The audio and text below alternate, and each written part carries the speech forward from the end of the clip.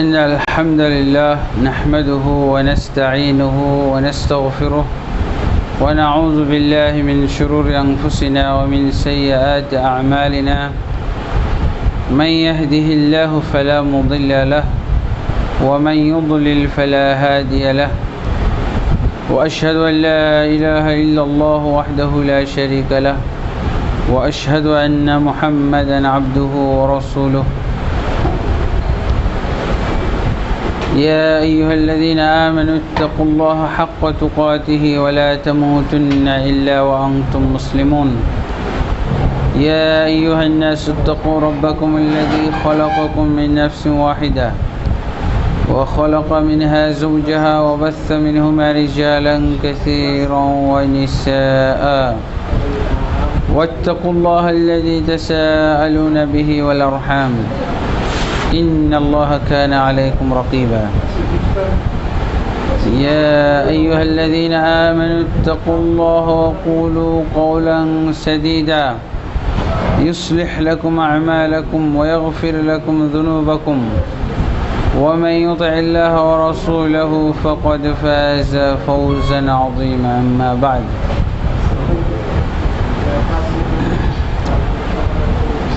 أما بعد فإن خير الحديث كتاب الله وخير الهدي هدي محمد صلى الله عليه وسلم وشر الأمور محدثاتها وكل محدثة بدعة وكل بدعة ضلالة وكل ضلالة في النار أما بعد فأعوذ بالله من الشيطان الرجيم بسم الله الرحمن الرحيم شهر رمضان الذي أنزل فيه القرآن هدى للناس وبينات من الهدى والفرقان فمن شهد منكم الشهر فليصم ومن كان مريضا أو على سفر فعدة من أيام أخر يريد الله بكم اليسر ولا يريد بكم العسر ولتكملوا العدة ولتكبروا الله على ما هداكم ولعلكم تشكرون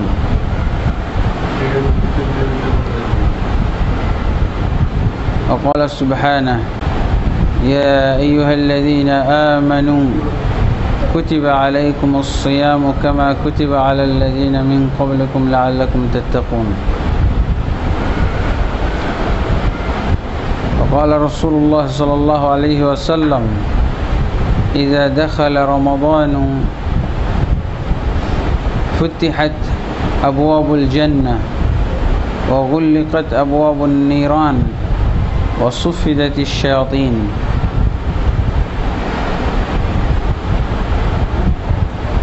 متفق عليه الحمد لله আল্লাহ তাবারক ওয়া তাআলার অশেষ মেহেরবানি যে আল্লাহ তাবারক ওয়া তাআলা আমাদেরকে রমজান মাসে উপনীত করেছেন। রমজান মাস 12টি মাসের মধ্যে একটি গুরুত্বপূর্ণ এবং ইসলামের চতুর্থ ফরজ আদায় করার মাস। এই মাসে আল্লাহ তাবারক ওয়া তাআলা তার বান্দাদের জন্য, মুমিন ব্যক্তিদের জন্য অনেক বড় পুরস্কার রেখেছেন। আখিরাতের পর্যাপ্ত পাথেয় সংগ্রহ করার উপাদান রেখে দিয়েছেন। এই মাস হচ্ছে ঈমান চর্চার মাস, ঈমান সংস্কারের মাস, ঈমানকে আরও তরুতাজা করার মাস। ঈমানের জন্য বলা যেতে পারে এটা হলো বসন্তকাল। মুমিন ব্যক্তির একটা ঈমানের বসন্তকাল। এই জন্য সালাফে সালেহিনগণ এই মাসকে পাওয়ার জন্য অধীর আগ্রহে দোয়া করতেন এই মাস যাতে তাদের ভাগ্যে লোভে যায়। ভাগ্যে জুটে যায়, একটি দোয়া পাওয়া যায় আল্লাহ রসুল সাল্লাল্লাহু আলাইহি ওয়াসাল্লাম থেকে, আল্লাহুম্মা বারিক লানা ফি শাহরাই রজব ওয়া শাবান ওয়া বাল্লিগনা রমাদান।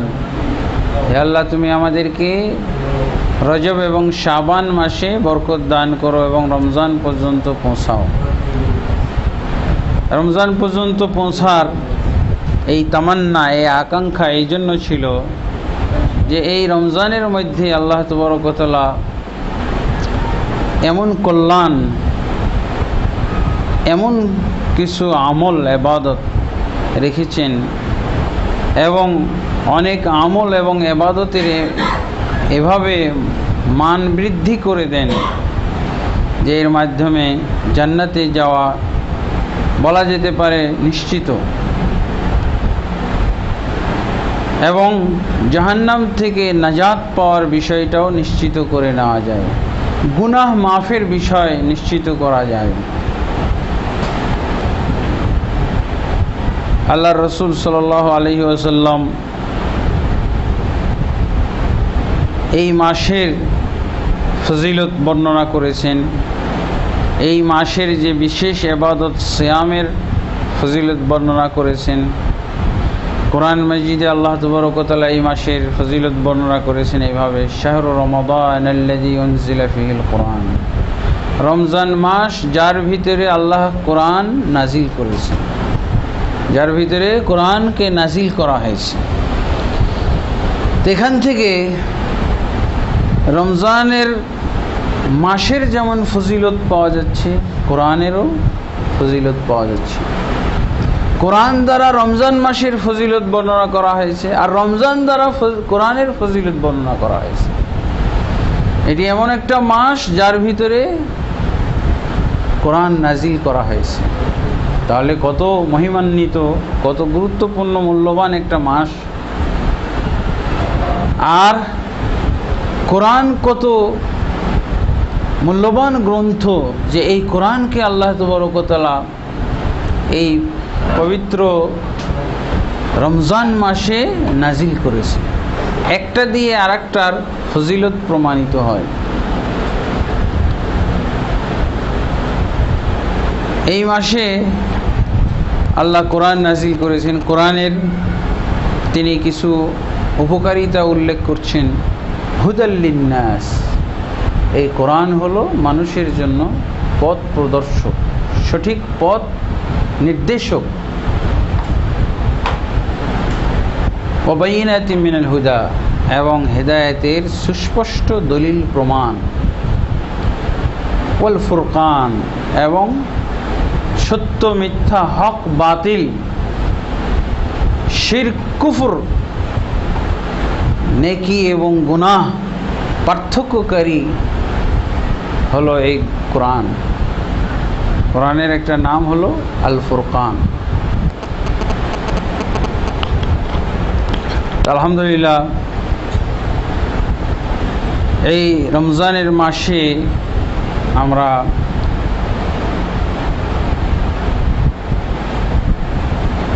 যদিও আমাদের ধারাবাহিক আলোচনার বিষয় ছিল আমরা আকীদা তাওহীদ বিষয়ে আলোচনা করব,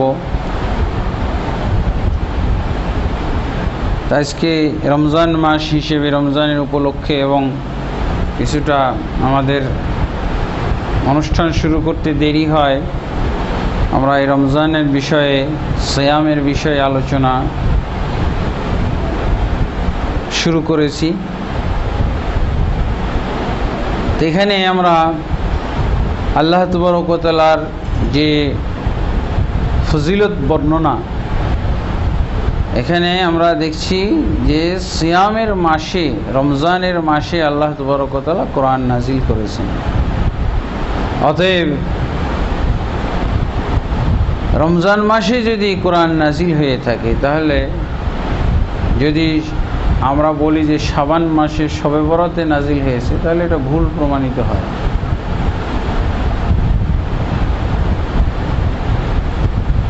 এই রমজান মাসে কোরআন নাজিল হয়েছে, বলা যেতে পারে এটা কোরআনের মাস।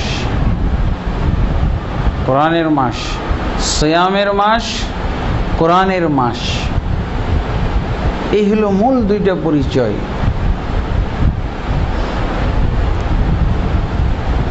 আল্লাহ রসুল সাল্লাল্লাহু আলাইহি ওয়াসাল্লাম বলছেন, ইজা দাখালা রমাদান ফুতিহাত আবওয়াবুল জান্নাহ, যখন রমজান প্রবেশ করে তখন আল্লাহ তাবারক ওয়া তাআলা জান্নাতের সমস্ত দরজাগুলো খুলে দেন। ওয়া গুল্লিকাত আবওয়াবুন নিরান, এবং জাহান্নামের আগুনের দরজাগুলো বন্ধ করে দেওয়া হয়। ওয়া সুফিদাতিশ শায়াতিন, এবং শয়তানদেরকে শিকলাবদ্ধ করা হয়, তাদেরকে আটক করা হয়।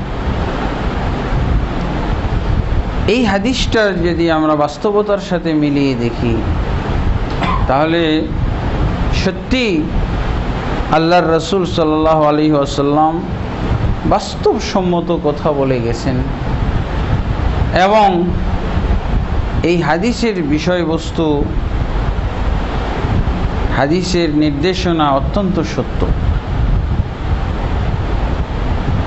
আল্লাহ তাবারক ওয়া তাআলা জান্নাতের দরজাসমূহ খুলে দেন, যাতে করে লোকজন, মুমিন বান্দারা বেশি বেশি সৎ আমল করতে পারে। সৎ আমল আগ্রহ সহকারে, উদ্দীপনা সহকারে করতে পারে। এই জন্য আল্লাহ তাবারক ওয়া তাআলা জান্নাতের দরজা খুলে দেন, যেন এই আমলের পুরস্কার উপস্থাপন করা হয়েছে।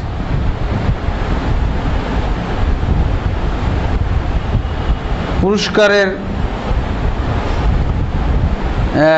যে চূড়ান্ত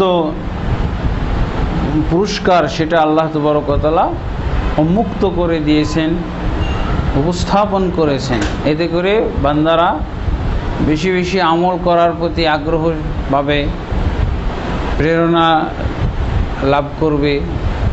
এবং জাহান্নামের দরজাগুলো বন্ধ করে দেওয়া হয়েছে এই জন্য, যে যাতে করে অসৎ আমলগুলো না করে। অসৎ আমল হলো, মন্দ আমল হলো, গুনাহ হলো জাহান্নামের মানে ইন্ধন বা জাহান্নামের উপাদান। এই জন্যই দেখা যায় রমজান মাসে সৎ আমল বেড়ে যায়, সৎ আমলকারীদের সংখ্যা বেড়ে যায়, অসৎ আমল, গুনাহ, অপরাধ চর্চা কমে যায়, অপরাধীদের দাপট কমে যায়, তাদের তৎপরতা কমে যায়। এমনকি আমরা দেখতে পাই যে অনেক মসজিদ মুসল্লি ধরতেছে না। আল্লাহ রাসূল সাল্লাল্লাহু আলাইহি ওয়াসাল্লাম বলছেন, সুফিদাতিশ শায়াতিন, শয়তানদেরকে বন্দী করা হয়। আসলে শয়তানের গোলামি করলে তো আল্লাহর গোলামি হবে না, এটাই হলো সত্য কথা। যখন শয়তানকে বন্দী করা হয়েছে, তখন আর কার গোলামি করবে? তখন আল্লাহর বান্দা আল্লাহর দরবারে অটোমেটিকলি চলে এসেছে। যেহেতু যার সেবা করতেছিল, যার আনুগত্য করতেছিল, সেই তো এখন নাই। যার জন্য দেখা যায় মসজিদগুলোতে উপচে পড়া মুসল্লির ভিড়। আমাদের এই সুযোগে আল্লাহ তাবারক ওয়া তাআলার কাছে দোয়া করা উচিত। আল্লাহ তাবারক ওয়া তাআলা আমাদেরকে যে মসজিদমুখী করেছেন, ইবাদতমুখী করেছেন, সৎ আমলের যে স্পৃহা, যে আগ্রহ উদ্দীপনা আমাদেরকে দান করেছেন, এটা যেন আমাদের সারা বছর বহাল থাকে। আসলে বলা যেতে পারে ইমানদারদের ইমান রিচার্জ করার মাস। তো এটা রিচার্জ করে নিতে হবে আমার 12টা মাসের জন্য। আল্লাহর রাসূল সাল্লাল্লাহু আলাইহি ওয়াসাল্লাম একটি হাদিসের ভিতরে বলছেন, কুল্লু আমাল ইবনে আদম লাহু ইল্লা আস-সাওম, আদম সন্তানের প্রত্যেকটা আমল তার জন্য বলতে এর দুইটা ব্যাখ্যা হইতে পারে। তার হিসাব নিকাশের মধ্যে রয়েছে, তার স্বার্থে ব্যবহারের উপযোগী, বা তার স্বার্থে, নিজের স্বার্থে, নিজের সুনাম সুখ্যাতি অর্জনের জন্য হয়তো সে আমলটাকে ডাইভার্ট করতে পারে। ইল্লা সম, কিন্তু সম নয়, এই রোজার আমল নয়। রোজার আমলের ক্ষেত্রে ব্যতিক্রম। যেমন অন্য আমলের ক্ষেত্রে আল্লাহ রাসূল সাল্লাল্লাহু আলাইহি ওয়াসাল্লাম বলছেন আল হাসানাতু বিআশরি আমসালিহা, প্রত্যেকটা নেকির কাজ, সওয়াবের কাজ করলেই আল্লাহ তাবারক ওয়া তাআলা সেটা 10 গুণ বৃদ্ধি করে দেন, 10 থেকে 700 পর্যন্ত বৃদ্ধি করা হয়। ইল্লা সওম, কিন্তু সওম রোজা ব্যতীত। রোজার এই হিসাবটা না। রোজার হিসাব কি? ফাইন্নাহু লি ওয়া আনা আজজি বিহি, এই রোজা আমার জন্য রাখা হয়, শুধু আমার জন্য, অতএব আমি এর পুরস্কার দেব স্বহস্তে নিজে। তাহলে যে আমলের পুরস্কার আল্লাহ তাবারক ওয়া তাআলা নিজে দিবেন, কোনো বর্ণনা নাই, কি দিবেন কিচ্ছু নাই। তা আল্লাহ তাবারক ওয়া তাআলা যিনি হলেন আল্লাহু আকবার, আল্লাহ মহান, সে আল্লাহ মহান যে পুরস্কার দিবেন সেটা তো মহান হবে পুরস্কার, এবং সেটা অবশ্যই এই গণনার বাইরে। একটা শত আমল করলে 10 নেকি, 10 থেকে 700। তাহলে এই যদি গণনা ছাড়া হয়, আল্লাহ দেন, তাহলে অবশ্যই 700-র বেশি। বরং আমি বলতে পারবো না 7,000, 7 লাখ, 7 কোটি, বলার কোনো উপায় নেই। আল্লাহ বলছেন আনা আজজি বিহি, আমি এর জাযা দান করব।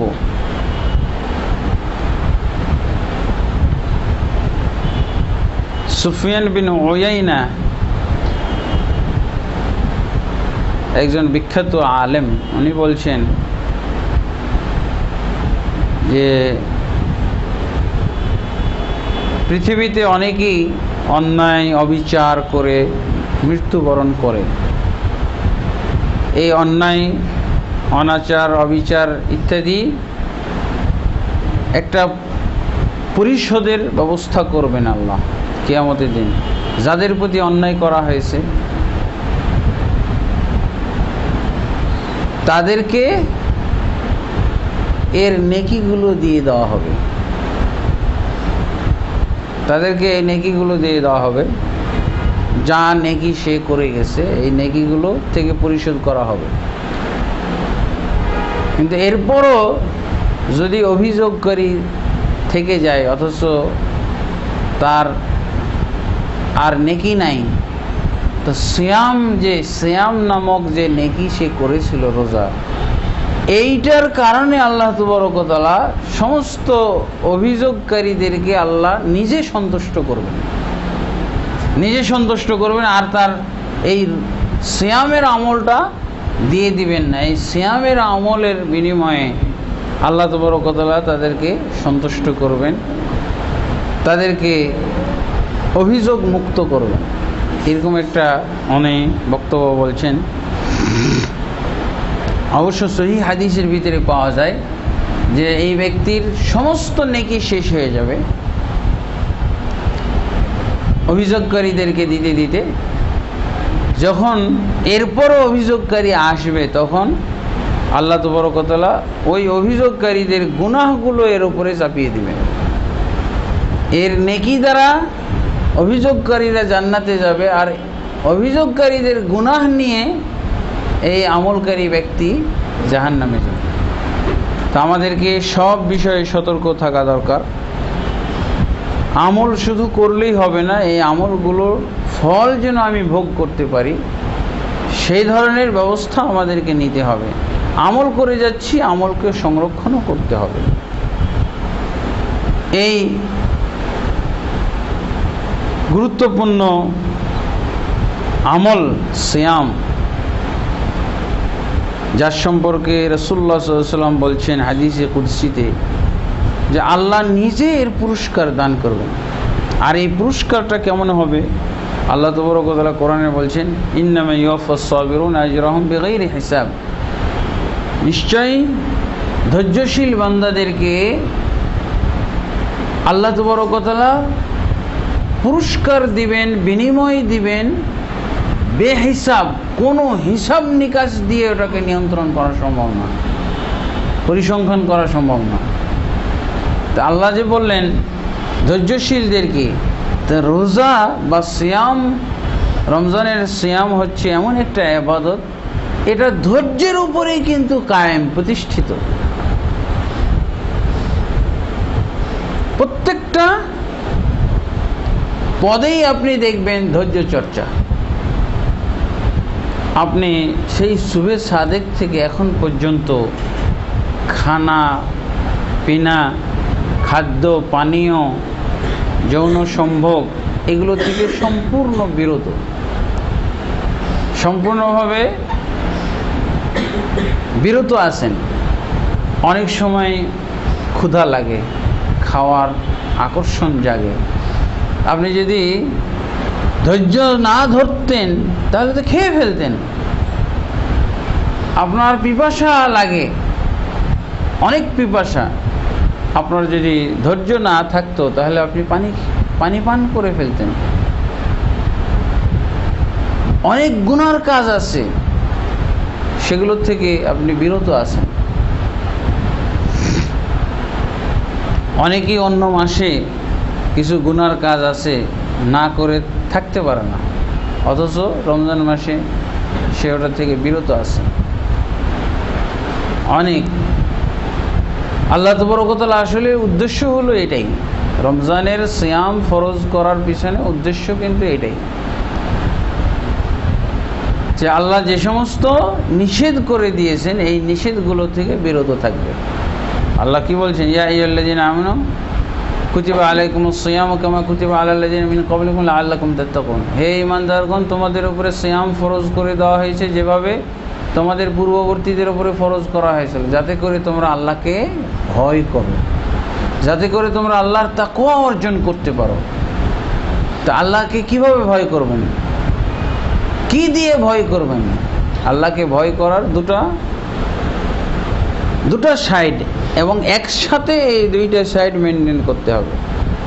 আল্লাহকে ভয় করতে হবে আল্লাহর আদেশ পালনের মধ্য দিয়ে, আল্লাহকে ভয় করতে হবে আল্লাহর নিষেধাজ্ঞাগুলো থেকে বিরত থাকার মাধ্যমে। যদি শুধু আল্লাহর আদেশ পালন করি তাহলে এটাকে আল্লাহর ভয় বলা হবে না, তাহলে এটাকে ইবাদতও বলা হবে না, এটাকে আমলও বলা হবে না। একসাথে করতে হবে কি? আল্লাহর আদেশ পালন, তাওহীদ ঠিক রাখো, ঈমান ঠিক রাখো, শিরক এবং কুফরি থেকে বিরত থাকো, সালাত কায়েম করো, যাকাত আদায় করো, রমজানের সিয়াম পালন করো। এই যে আদেশগুলো, এই আদেশগুলো আমি পালন করব, এবং সাথে সাথে এর বিপরীতে যে সমস্ত গুনাহ আছে এগুলো থেকে বিরত থাকব, কুফরির থেকে বিরত থাকব, শিরক থেকে বিরত থাকব। রমজানের সিয়াম নষ্ট করে এমন কথা এবং কাজ থেকে বিরত থাকব।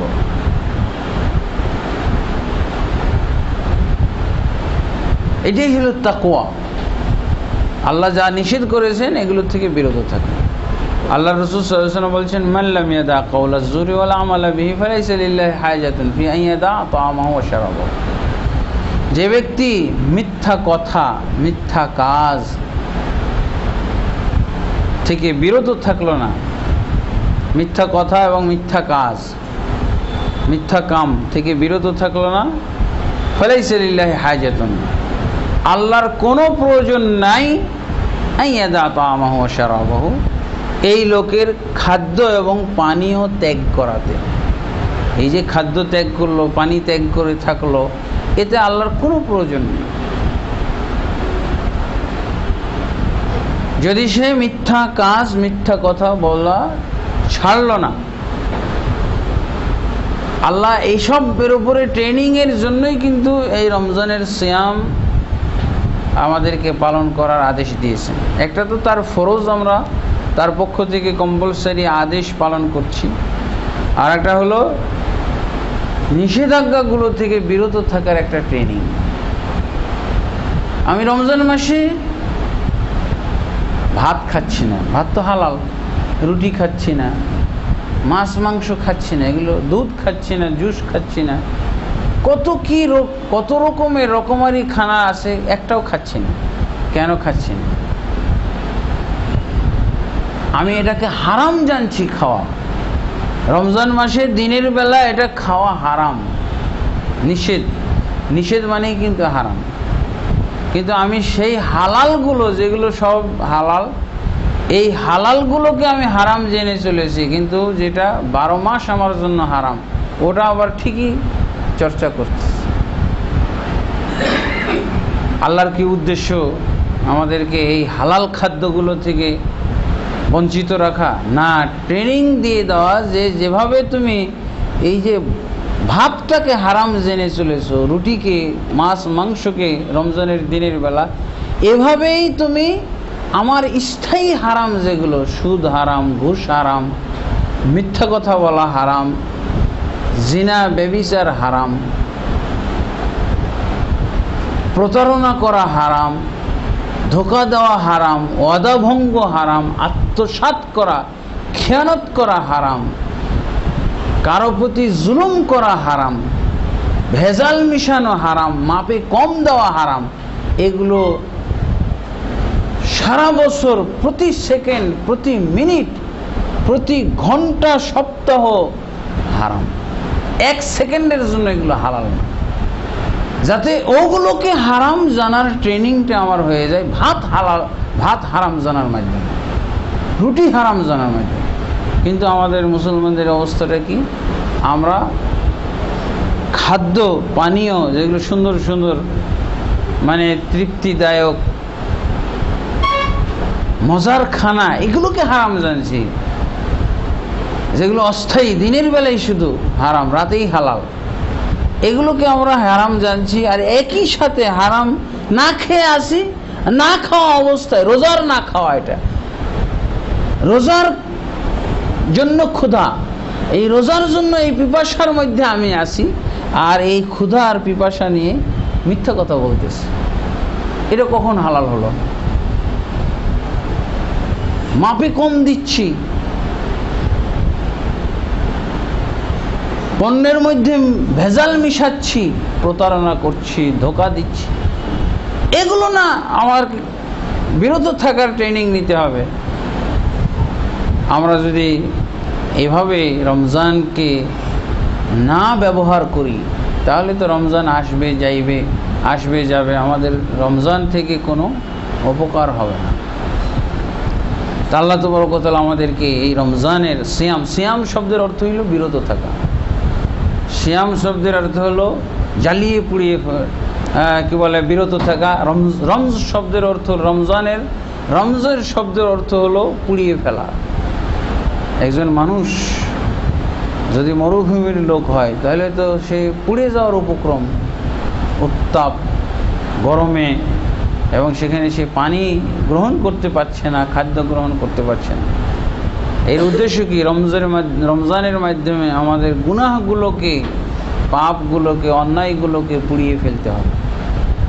আর সিয়াম মানে বিরত থাকতে হবে।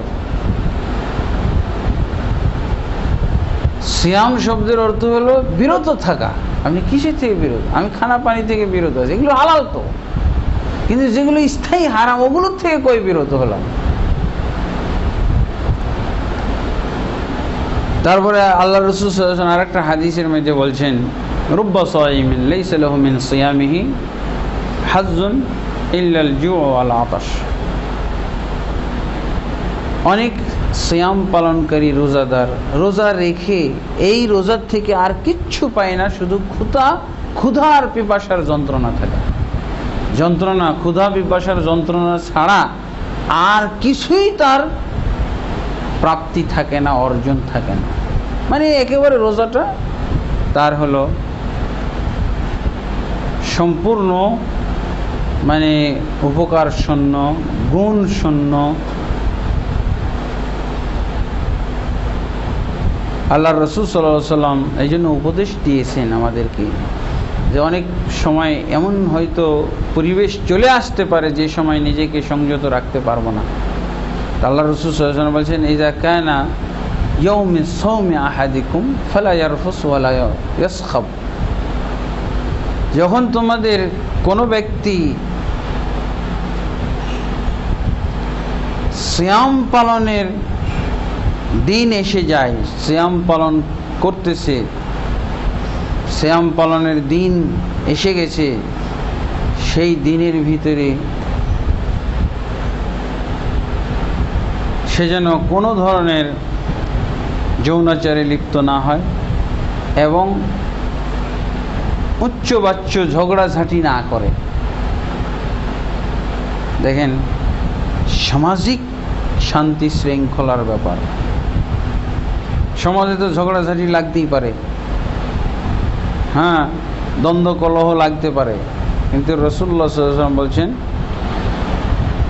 ফাইন সাব্বাহু আহাদান, যদি তোমাদের কোনো ব্যক্তিকে গালি দেয় কেউ, আও কাতালাহু, অথবা তার সাথে লড়াই করতে আসে, ফালিয়াকুল, তাহলে সেই জন্য বলে যায়, ইন্নী সাইমুন, ইন্নী ইমরুন সাইমুন, আমি কিন্তু রোজাদার ব্যক্তি। ভাই, আপনি গালি দিচ্ছেন, আমিও গালি দিতে পারতাম, আমি এর পাল্টার জবাব দিতে পারতাম, আমার সেই ক্ষমতা ছিল, কিন্তু আমি সাইম।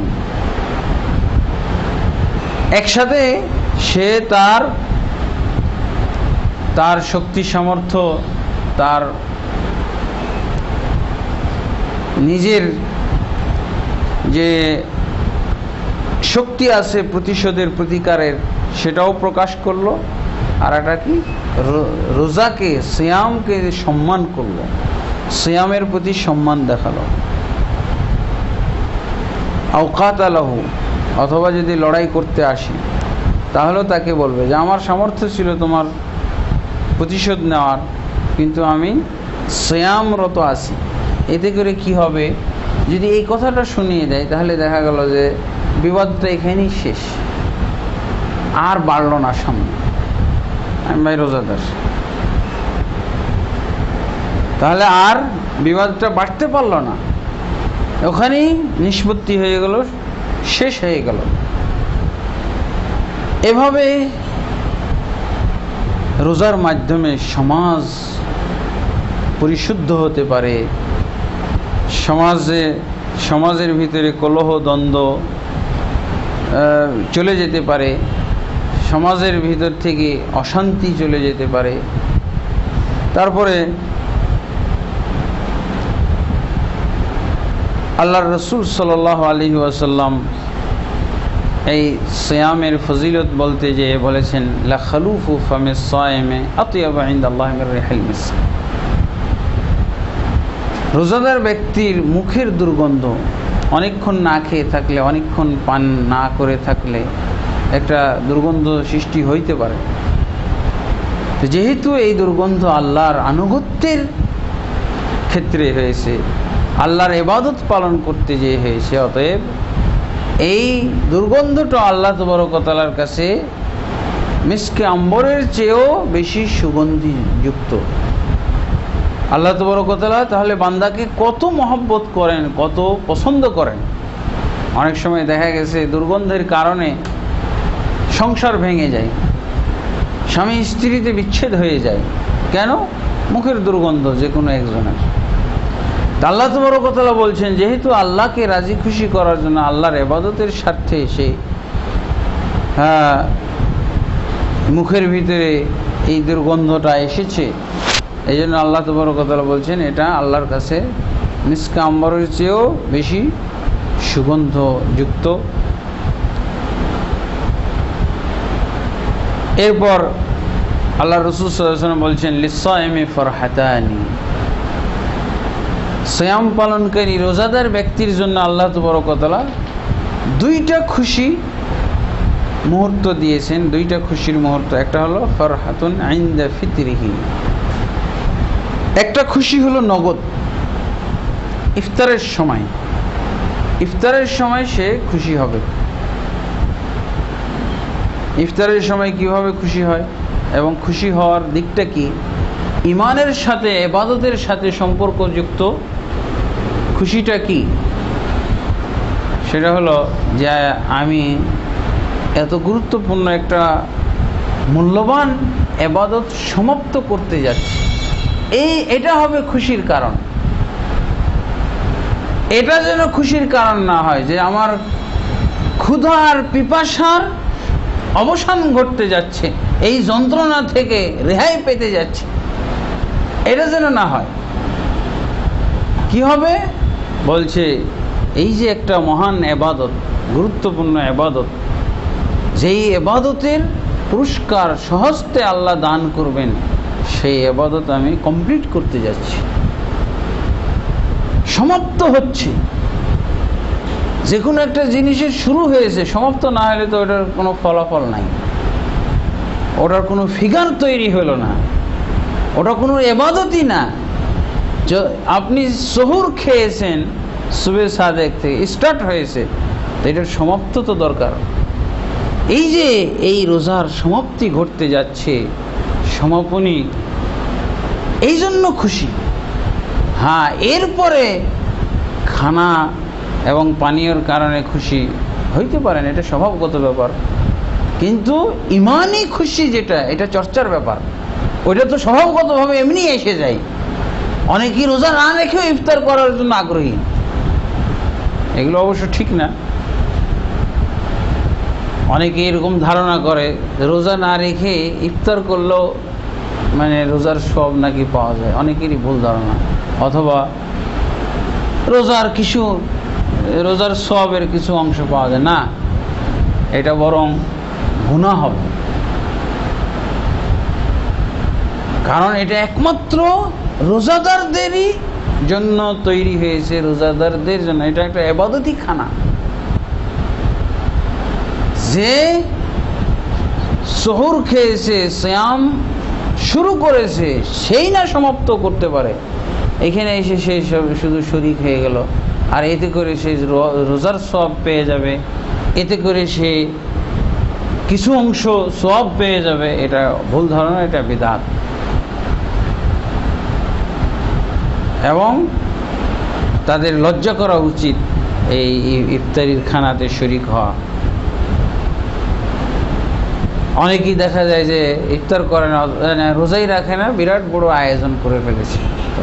এগুলো যেন একটা ইফতারকে নিয়ে তামাশা। আল্লাহ রাসূল সাল্লাল্লাহু আলাইহি ওয়াসাল্লাম ইফতারের কত মূল্য দিয়েছেন, তিনি বলছেন মান ফাত্তারা সায়মান কানা লাহু মিসলু আজরিহি। যে ব্যক্তি কোনো রোজাদারকে, সিয়াম পালনকারীকে ইফতার করাবে, সে ব্যক্তি, ওই ইফতারকারী ব্যক্তি সিয়াম পালন, রোজা রেখে যে সওয়াব পেয়েছে, এই ইফতার করিয়ে সেই সওয়াবের ভাগী হয়ে যাবে। মিন গায়রি আন ইউনকাসা মিন আজরিহি শাই'আন, তার সওয়াব থেকে বিন্দু মাত্র কমানো হবে না। আল্লাহর ভান্ডারে কি কম আছে নাকি? অনেকে এরকম ধারণা করে যদি আমাকে ইফতার করায় তাহলে আমার সওয়াবটা মনে হয় নিয়ে গেল, এরকম একটা ভুল ধারণা আছে সমাজে। এই জন্য অনেকেই অন্যের বাড়িতে অন্য কোনো আয়োজন অনুষ্ঠানে ইফতার করতে আগ্রহী না, যে আমার সওয়াবটা নিয়ে যাবে না। আল্লাহ তাবারক ওয়া তাআলার ভান্ডারে তো কম কিছু নাই। আল্লাহ রাসূল এই জন্য বলে দিয়েছেন যে কারো সওয়াবে কোনো কমতি করা হবে না, কোনো ঘাটতি থাকবে না, সবাইকে আল্লাহ পরিপূর্ণ সওয়াব দান করবেন।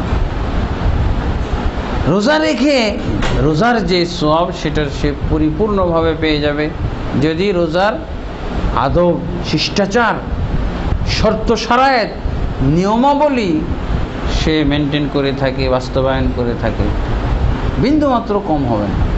আর যে ব্যক্তি ইফতার করাইলো, সেও আবার যদি একটা রোজাদার হয়, হ্যাঁ, বেনামাজি হয়, তাহলে তার জন্য এই সুবিধা নেই। হ্যাঁ, সে রোজাদারের নেকি পেয়ে যাবে এটা না, তাকেও অবশ্যই রোজাদার হতে হবে। সে যদি রোগী হয় সে ভিন্ন কথা, রোগের কারণে সে সাময়িকভাবে রোজা থেকে মানে রেহাই পেয়েছে, এরকম হইতে পারে। কিন্তু সে সুস্থ মুকিম, আর সে মনে করতেছে যে আমার টাকা পয়সা আছে, খালি ইফতার করাবো, আবার যত ইফতারকারী আছে ওদের সবগুলো আমি নেব, আমার টাকা আছে, টাকার অভাব নেই। না, রোজা না রেখে ইচ্ছাকৃতভাবে রোজা ছেড়ে দিয়ে কেউ এভাবে যদি টাকা পয়সার বিনিময়ে ইফতার করিয়ে রোজাদারদের সমপরিমাণ সওয়াব অর্জন করতে চায়, এটা তার হবে না। এটা অবশ্যই আগে মুসলিম হতে হবে। এই জন্য যে কোনো ইবাদতের শর্ত হলো মুসলিম, বালিগ, আকেল হতে হবে। সিয়ামের ক্ষেত্রে মুকিম হতে হবে, হ্যাঁ, সুস্থ হতে হবে, সামর্থ্যবান হতে হবে, এগুলো শর্ত। ইমাম আহমদ বিন হাম্বল রাহিমাহুল্লাহ বলেছেন, কোনো ব্যক্তি যদি ইচ্ছাকৃতভাবে সিয়াম ছেড়ে দেয়, রোজা ছেড়ে দেয়, তাহলে ওই ব্যক্তি কাফের হয়ে যায়। এবং আল্লাহর রাসূল সাল্লাল্লাহু আলাইহি ওয়াসাল্লাম বলছেন একটি হাদিসের ভিতরে, মান আফতারা ইয়াওমান মুতাআম্মিদান মিন রমাদানা লাম ইয়াকযিহি সিয়ামুদ দাহরি ওয়ালাউ সামা। কোন ব্যক্তি যদি রমজানের একটি সিয়ামও ছেড়ে দেয় ইচ্ছাকৃতভাবে, তাহলে সারা জীবন রোজা রেখেও এই রোজার ক্ষতি পূর্ণ করতে পারবে না, সারা জীবনও। তার কারণ এটা ফরজ এবং এটার একটা নির্দিষ্ট গণনা আছে। আল্লাহ বারবার বলছেন আইয়াম মা'দুদাত, নির্দিষ্ট কতগুলো দিন ধরে এই সিয়াম নামক ইবাদত, রমজানের সিয়াম পালন করতে হয়। আল্লাহ তাবারক ওয়া তাআলা বলছেন ওয়ালি তুকমিলুল ইদ্দাতা, তোমরা এই রমজানের সিয়ামের গণনা পূর্ণ করো, আল্লাহর আদেশ। ওয়ালি তুকাব্বিরুল্লাহ, গণনা পূর্ণ করার পর তোমরা আল্লাহর তাকবীর দাও, আল্লাহর মহানত্ব বর্ণনা করো। অবশ্যই গণনা পূর্ণ করতে হবে প্রত্যেকটা ইবাদতের ক্ষেত্রে। আমরা কালেমার মর্মকথা ব্যাখ্যা করার সময় বলেছিলাম যে ইসলামের একটা ব্যাকরণ হলো সংখ্যা ও পরিমাণ। আল্লাহ তাবারক ওয়া তাআলা কোনো ইবাদত যদি নির্দিষ্ট একটা পরিমাণ মাফিক ফরজ করে থাকেন, কোনো একটা নির্দিষ্ট সংখ্যায় ফরজ করে থাকেন, তো ওই সংখ্যা পূর্ণ না করা পর্যন্ত ইবাদতটা হবে না, বিন্দু মাত্র হবে না। যদি ইবাদত এবং আমলটা সংখ্যা বিজড়িত হয়, সংখ্যা বলে দেওয়া আছে, পরিমাণ বলে দেওয়া আছে, তাহলে ওই পরিমাণ এবং ওই সংখ্যা যতক্ষণ পর্যন্ত পূর্ণ না হবে ততক্ষণ পর্যন্ত ওই ইবাদতটা মোটেও ইবাদত বলে গণ্য হবে না। যেমন আমরা এই যে আসরের 4 রাকাত নামাজ পড়েছি, 4 রাকাত নামাজের মধ্যে যদি কারো ব্যস্ততার কারণে 3 রাকাত পড়ে সালাম ফিরে চলে যায়, তাহলে কি তার 3 রাকাত নামাজের সওয়াব পাবে 75%? কেন? 3 রাকাত তো পড়েছে, 1 রাকাত না বাদ গেছে। এই 1 রাকাত বাদ যাওয়ার কারণে 3 রাকাত বাদ হয়ে গেছে, 1% সওয়াব পাবে না। প্রত্যেক রাকাতে 2টা করে সেজদা আছে, চিন্তা করলো যে রুকু একটা, সেজদাও একটা করে ফেলি, একটা যুক্তি দিয়ে 4 রাকাতই পড়লো কিন্তু সেজদা একটা করে পড়লো, তাহলে নামাজটা কতটুকু তার হবে? 95%। একটা সেজদা বাদ গেছে, টোটালি হবে না। প্রত্যেক রাকাতে 2 সেজদা আছে। আমরা এই যে সংখ্যা এবং পরিমাণ ভিত্তিক যে গ্রামারটা ইসলামের, এটা না বোঝার কারণে ওই কিছু পড়লে আমরা টার্গেট দিয়ে দিই। আমাদের অনেক সময় বালেগ সন্তানদেরকেও টার্গেট দিয়ে দিই, তুমি 10টা করো বাবা, 10টা করে কি হবে? সিয়াম এরকম হলো একটা সংখ্যা ভিত্তিক ইবাদত। 29 দিন অথবা 30 দিনে এই সিয়াম পালন করতে হয়।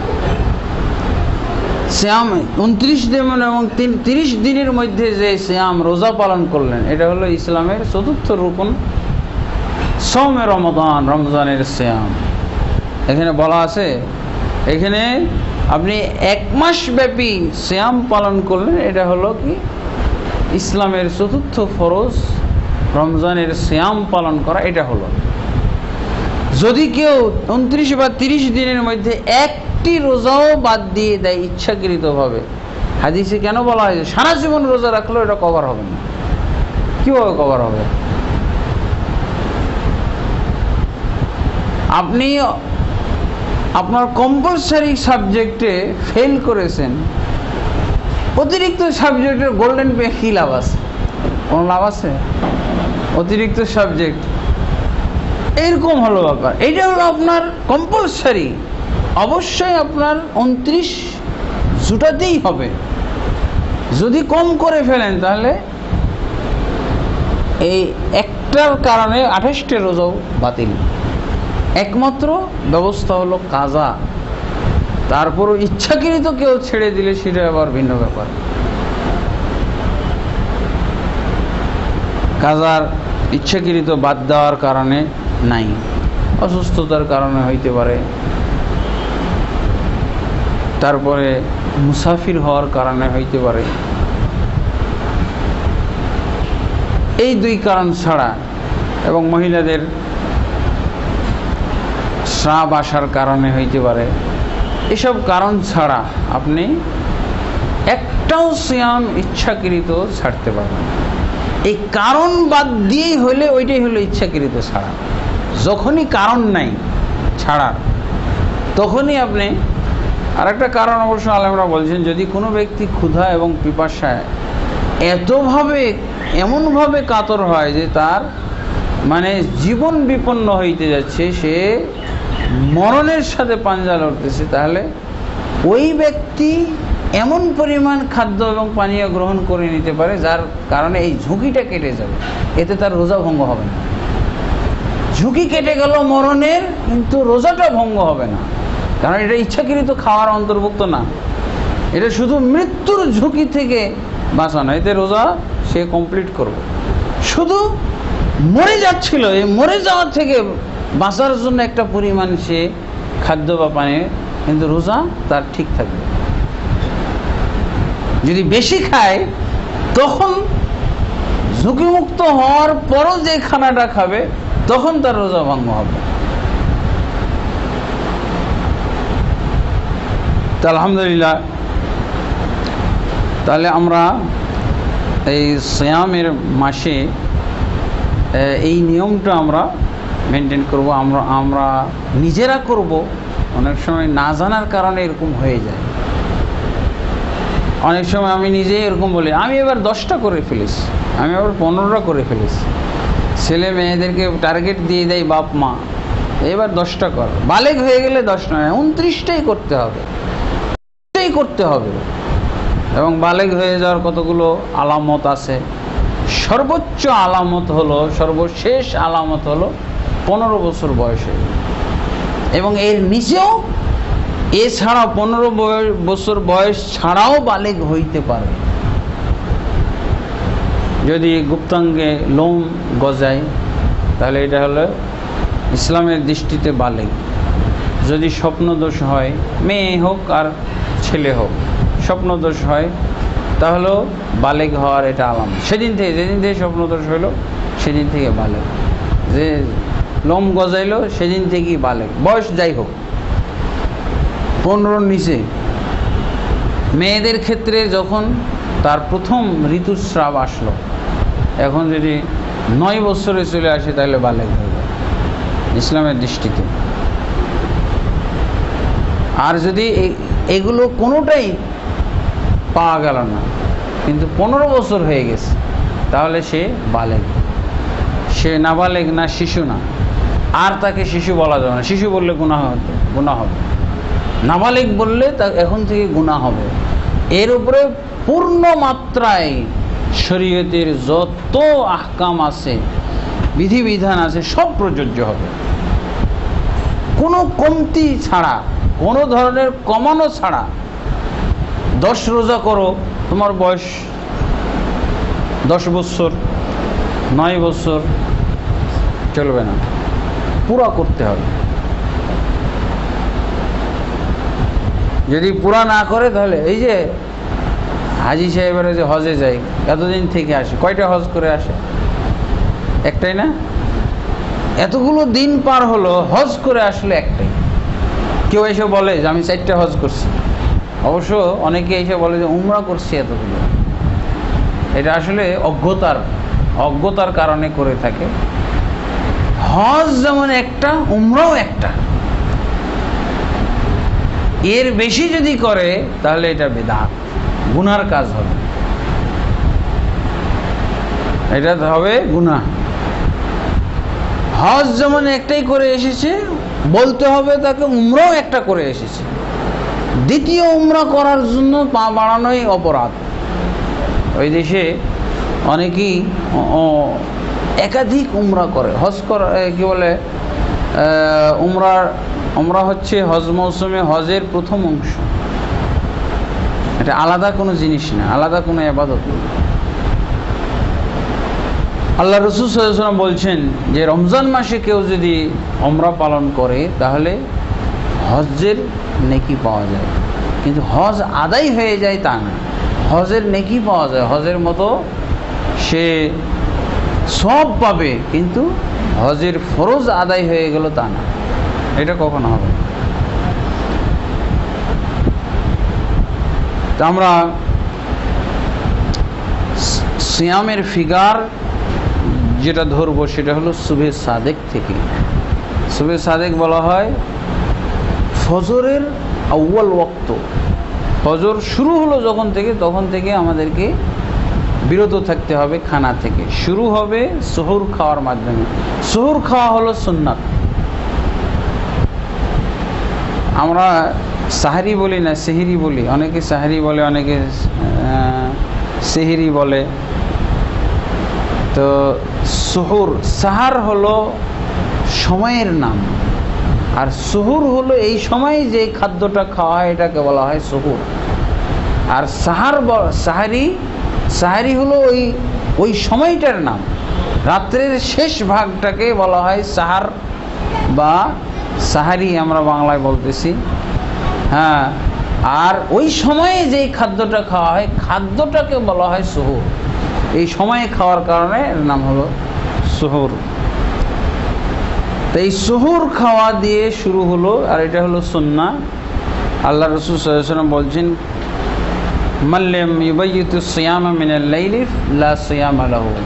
যে ব্যক্তি রাত থাকতে সিয়ামের নিয়ত করে না, এর সিয়াম হয় না। তাহলে নিয়ত সহকারে সুহুর খেলাম অথবা সুহুর না খেলাম, সুবহে সাদেক থেকে খানা, পানি, যৌন সম্ভোগ এগুলো থেকে বিরত থাকার নাম হলো সিয়াম। নিয়ত সহকারে। নিয়তটা কি? ইবাদতের নিয়ত, আল্লাহর আদেশ পালনের নিয়ত। যদি এই নিয়ত না হয় তাহলে এটার নাম উপবাস, এটা কোনো ইবাদতই না। যদিও আপনি সারাদিন খাননি, পান করেননি, কিন্তু এটাকে ইবাদত বলা হবে না। কেন? যে আপনি ইবাদতের নিয়ত করেননি। এই বিরত থাকা হলো ইবাদতের উদ্দেশ্যে, আল্লাহকে রাজি খুশি করার জন্য। তবে নিয়ত আবার নাওয়াইতো বলে করতে হয় না। নাওয়াইতো আন আসুমা লিল্লাহি তাআলা গাদান, এগুলো বলা দরকার না। নিয়ত হলো, নিয়ত শব্দের অর্থ হলো ইচ্ছা, সংকল্প। তা ইচ্ছা সংকল্প কি মুখ দিয়ে উচ্চারণ করার জিনিস না, এটা অটোমেটিকলি অন্তরে, মনের ভিতরে জাগ্রত হয় যদি মনটাকে আপনি ফ্রি করেন। হ্যাঁ, তাহলে এমনিই জাগ্রত হবে। তা নিয়ত হলো একটা মৌনতার নাম, বিশেষ মৌনতা ইবাদতের ক্ষেত্রে। আমি খানা খাইতে যাচ্ছি, আবার আমি এই যে খাদ্য পানীয় থেকে বিরত থাকছি, যৌন সম্ভোগ থেকে বিরত থাকছি, এটা কি? আল্লাহর ইবাদতের উদ্দেশ্যে। আমার বাড়িতে খানা নাই এই উদ্দেশ্যে না। সুহুর খাওয়ার নিয়ম হলো যত দেরিতে খাওয়া যায়, যত দেরিতে খাওয়া যায় তত ভালো। আল্লাহ রাসূল সাল্লাল্লাহু আলাইহি ওয়াসাল্লাম বলছেন আল ফাসল বাইনা সিয়ামিনা ওয়া বাইনাল ইয়াহুদ আকালাতুস সুহুর। আমাদের রোজা আমাদের সিয়াম এবং ইহুদিদের সিয়ামের মধ্যে পার্থক্য হলো সুহুর গ্রহণ করা, সুহুর খাওয়া। তারা সুহুর না খেয়ে রোজা রাখে আর আমরা সুহুর গ্রহণ। আল্লাহ রাসূল সাল্লাল্লাহু আলাইহি ওয়াসাল্লাম বলছেন, তাসাহহারু ফাইন্না ফিস সুহুরি বারাকা, তোমরা রোজা রাখো না, তোমরা সুহুর খাও, কারণ এর ভিতরে বরকত রয়েছে। বরকত একটা হলো আল্লাহ রসুলের আদেশ পালন হলো, আর বরকত একটা হলো আমি এনার্জি পাবো। এই যে সারাদিন খানা পিনা থেকে বিরত থাকবো, আমি যদি রাত্রের শেষ অংশে খেয়ে নিই তাহলে আমি একটা শরীরের মধ্যে শক্তি পাবো, এনার্জি পাবো, সুন্দরভাবে আমি সিয়ামটা সমাপ্ত করতে পারবো। তো এখানে নিয়তের একটা নিয়ম আছে, যেহেতু একটি ইবাদত, এই 29 বা 30 দিন ব্যাপী আমি একটি মাত্র ইবাদত পালন করছি, সেটা হলো চতুর্থ রুকন সিয়াম। এই জন্য মাসের শুরুতেই যদি কেউ নিয়ত করে এটাই যথেষ্ট। তবে প্রত্যেক রাত্রে নবায়ন করাটা হলো উত্তম, প্রত্যেক রাত্রে নবায়ন করাটা উত্তম। আর ইফতারের ব্যাপারে আল্লাহ রাসূল সাল্লাল্লাহু আলাইহি ওয়াসাল্লাম বলছেন, লা তাজালু উম্মতি বিখাইরিন মা আজ্জালুল ফিতর, আমার উম্মত ততদিন কল্যাণের মধ্যে থাকবে যতদিন তারা তাড়াতাড়ি ইফতার করবে। যতদিন তাড়াতাড়ি ইফতার করবে ততদিন তারা কল্যাণের মধ্যে থাকবে। তাড়াতাড়ি ইফতারের নিয়মটা বলেন দেখি। হ্যাঁ, সূর্য ডুবার আগে তো না, সূর্য ডুবার আগে তাড়াতাড়ি হবে না, তো সূর্য ডুবার পরে পরেই, সূর্য ডুবার পরে পরেই যদি হয় তাহলে আজকে 6:50 সূর্য ডুবা। আজানের সম্পর্ক হলো নামাজের সাথে, আর রোজার সম্পর্ক হলো সূর্য ডুবার সাথে। আমরা কিন্তু একটা ভুল বুঝের উপরে চলি যে আজান হোক, আজান হোক, তখন আজান তো 3 মিনিট পরে হচ্ছে, আজান হয়তো আধা ঘন্টা পরে, ওয়াক্ত শুরু হওয়ার আধা ঘন্টা পরে। আজকে জোহরের আজানের সময় ছিল 12:09। কয়টায় আপনি আজান শুনেছেন? কিন্তু ইফতারের ব্যাপার হলো 6:50 যদি সূর্য ডুবে, এই 6:50 হলো ইফতারের টাইম, এবং এটাই হলো তাড়াতাড়ি করা। এরপরে আর কোনো তাড়াতাড়ি হবে না। 1 মিনিট যদি 1 মিনিট পরে করেন তাহলে আপনার সে তাড়াতাড়ি করলো কে? যে 50-এ করেছে। যে 3 মিনিট পরে করেছে ও তো তাড়াতাড়ির 3 মিনিট পরে। হ্যাঁ, যে তাড়াতাড়ি করেছে তার 3 মিনিট পরে ও তো কল্যাণের অধিকারী, কল্যাণের অন্তর্ভুক্ত হবে না, কল্যাণ প্রাপ্তদের অন্তর্ভুক্ত হবে না। হবে? আল্লাহ রাসূল সাল্লাল্লাহু আলাইহি ওয়াসাল্লাম বলছেন যে কল্যাণের মধ্যে থাকবে যে তাড়াতাড়ি করবে। তো আমাদের এখানে দেখা যায় প্রত্যেকটা ক্ষেত্রে ইবলিস তার অংশ বসেই ছাড়ে। এই কল্যাণ থেকে আমাদেরকে, রোজাটা কমপ্লিট হচ্ছে কিন্তু আমাদেরকে কল্যাণ থেকে সে সরিয়ে ফেললো। বলছে 3 মিনিট, কি জন্য? একটু নিশ্চিত হয়ে যায়, অধিক সতর্কতা। দলিল হলো ইসলামের ইবাদতের জন্য আমলযোগ্য, আর যুক্তি হলো বেদাতের। দলিল হলো ইবাদত এবং আমলের পক্ষের জিনিস, আর যুক্তি হলো বেদাতের পক্ষের জিনিস, শয়তানের পক্ষের জিনিস। তা তাহলে দেখা যায় যে যারা 5 মিনিট পরে করে, আমি যদি 3 মিনিট পরে ইফতার করে মনে করি যে এটা উত্তম কাজ করছে, তাহলে যে 5 মিনিট পরে করেছে ওকে কি বলতে হবে? যে 3 মিনিট ওয়ালা ওরই তো বলা উচিত যে আপনি 5 মিনিট ওয়ালা, আপনি ভালো আমার সে বলা উচিত না? যে 10 মিনিট পরে করবে সেই 5 মিনিট ওয়ালার বলা উচিত যে আপনি যেহেতু আরো দেরিতে করেছেন আপনি আমার চেয়ে ভালো। এরপরে যে দাঁড়াবে কি শেয়ারাই সবচেয়ে ভালো। আমি এক জায়গায় ইফতার করলাম, আশ্চর্যজনক। আমি বললাম যে আমরা নতুন একটা জায়গায় ইফতার করতে যাচ্ছি, তো বলতেছে এই আজান হয়নি। বলছে আমার কি বলে সূর্য ডুবে গেছে। বলছে আজান হয়নি। যে এই আজান হয় না এই রবটা তুললো যে আজান দিলে ইফতার করতে হবে। ও এমনি একটা কিছু দাঁড়িয়ে আছে, তা একটু বিরক্ত হলো। আমি যখন বললাম, তাবলীগ করলাম যে সূর্য ডুবার সাথে সাথে ইফতার করতে হবে, বাস দিয়ে আমি ইফতার করে ফেলেছি। ও বলতেছেন আজান শুনে করতে হবে। তা আজান শোনার আবার ব্যাখ্যা হলো কি, ওর বাড়ির আজান, ওর টেলিভিশনের আজান শুনবে। ও কি করলো, আমাদের আশপাশে যেখানে ইফতার করছে ওখানে আশপাশে আজান হচ্ছে, তারপরও ও বাড়িতে ফোন দিল যে টেলিভিশনটা একটু অন করে দাও তো, আজান হচ্ছে কিনা আমি শুনবো। তখন সবাই ওরা পরিত্যাগ করছে। হ্যাঁ, যে তোমার আজান শুনে তো আমাদের এই যে ক্ষুধার যে আয়ুটা আরো বেড়ে যাচ্ছে, আমাদের সিয়ামের সময় বেড়ে যাচ্ছে। হ্যাঁ, তো এরকম একজন আশ্চর্যজনক লোক দেখলাম।